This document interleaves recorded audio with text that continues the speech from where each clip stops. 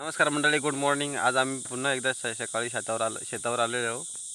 आमचे चिरंजीव रियांश वेखंडे. रियांश से हाय हाय हात फिरवा, हात दाखवा, शे काय हाय, हाऊ यू.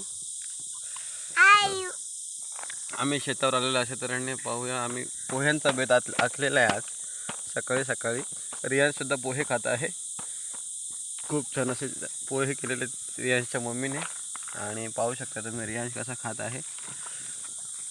पुन्हा एकदा आम्ही शेतावर आलेलो का तर कालचं काम अपुरं राहिलं होतं. अजून 4-5 दिवस काम चालणार आहे. सकाळी यायचं 11 वाजेपर्यंत करायचं, परत सकाळी नंतर कामावर जायचं. असा आमचा हा तुम्ही पाहू शकता.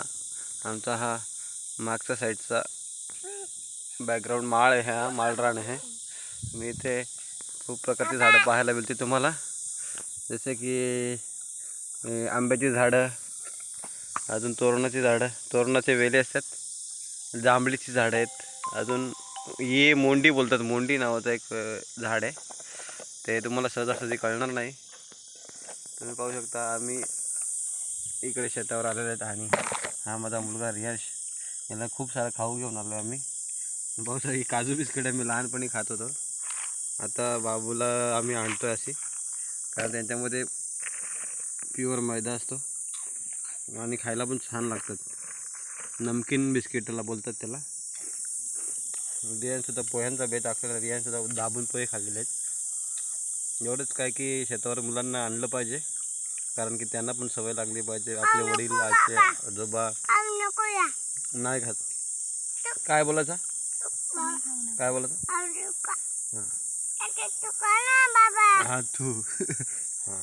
लहान मुलांना असं सवय लागली पाहिजे. कुठल्याही गोष्टी त्यांना माहिती पडलं पाहिजे, आपलं शेत कुठे, आपलं काय कुठपर्यंत जागा आहे, आणि त्यांनाही कळलं पाहिजे की बाबा करतात तसंच आपल्याला पण सवय लागली पाहिजे थोडी. शेतीचं काम हे तुम्ही सरकारी नोकरीपेक्षा चांगलं काम आहे, कारण इथे आपल्या स्वतःच्या हक्काचं असतं. आपण स्वतःच्या शेतामध्ये काम करत असतो. इथे कोणाच्याही मालकीचा नाही, कोणाच्याही दबावाखाली आपण काम करत नसतो. वाटेल तेव्हा यायचं, वाटेल तेव्हा काम करायचं आणि जायचं. असा हा आपला शेतीचा विषय आहे. आणि रियांशने खूप छान असे पोहे खाल्लेले आहेत, त्याबद्दल त्यांच्या मनापासून आभार. रियांश बाय बोल, बाय बाय बाय.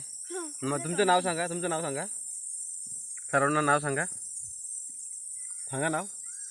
नाही सांगणार का बरं? चॉकलेट देतील, ते चॉकलेट देतील बघ, यूट्यूबर आहेत ना, ते चॉकलेट देतील तुला. नाव सांगा. माझे नाव जोरात सांगा, त्यांना आवाज जात नाही. हां